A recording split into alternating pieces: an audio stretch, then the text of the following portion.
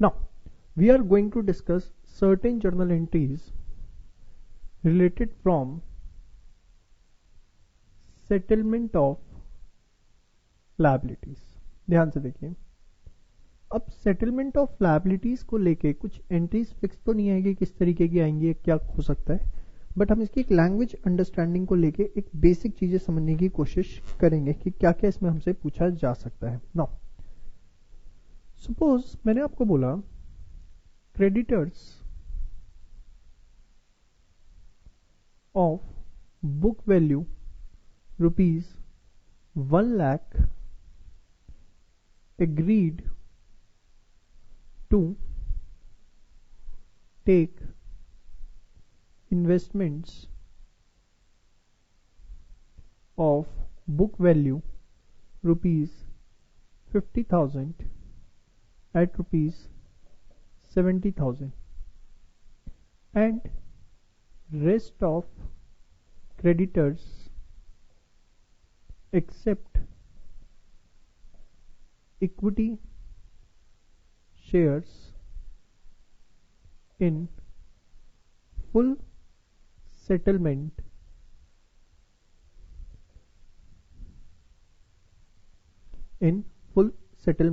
at the rate of ₹10 each.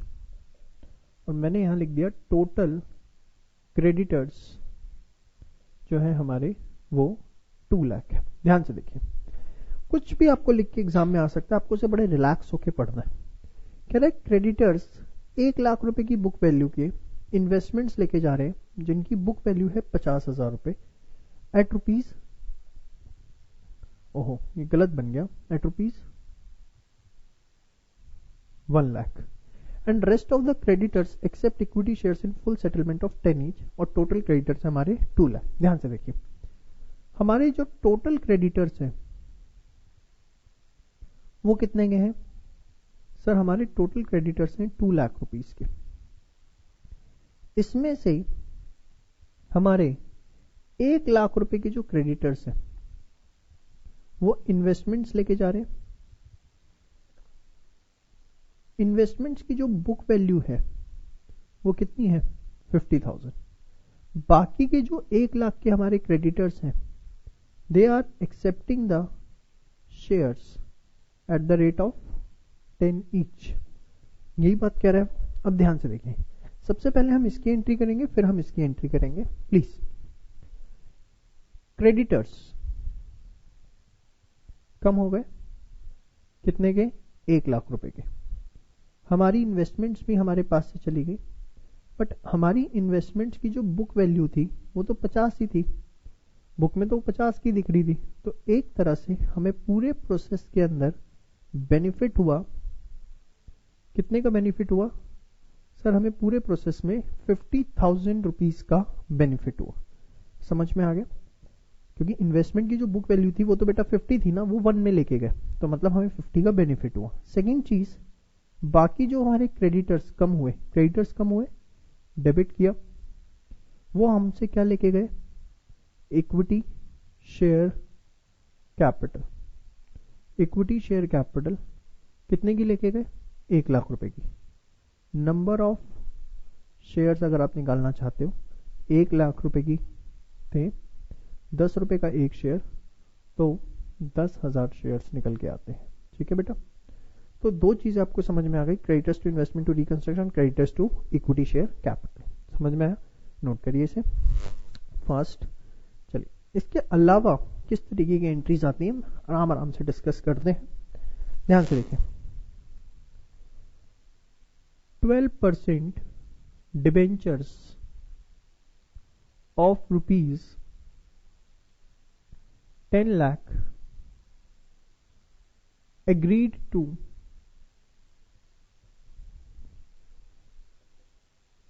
take over new debentures of 15% such that amount of interest remains same as before. As before. 12% debenture 10 lakh रुपए के agreed to take over new debentures of 15%, और इस तरीके से कि जो interest था वो क्या है, सेम है। ध्यान से देखिए बेटा ये कैसे होगा। आप सबसे पहले बताओ interest on 12% debentures, interest on 12% debentures कितना था, 10 लाख का 12% 1,20,000, ठीक है। Suppose new debentures are of ₹X, new debentures हमारे X रुपीज के हैं, तो X रुपीज का जो 15% है वो कह रहा है X रुपीज का जो 15% है वो 1,20 होगा।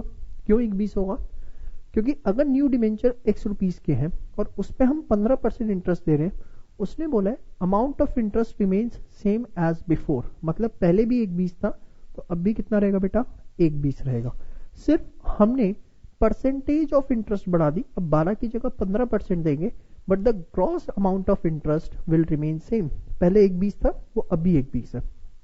तो जो हमारी x की वैल्यू है that will B 1,20,000 multiply by 100 divide by 15, ये आ गई कितने की बेटा, 8 लाख रुपीस की। तो हम जो न्यू डिबेंचर्स इशू करेंगे that will be of ₹8 lakh. So how it will be recorded, see हमारे पुराने डिबेंचर्स खत्म हो गए, पुरानी लायबिलिटी हमारी खत्म हो गई, जो लायबिलिटी हमारी वाइप आउट हो रही है, खत्म हो रही है, लायबिलिटी कम हो रही है ना ये वाली, तो हमने इसे डेबिट किया, कितना, 10 लाख रुपए।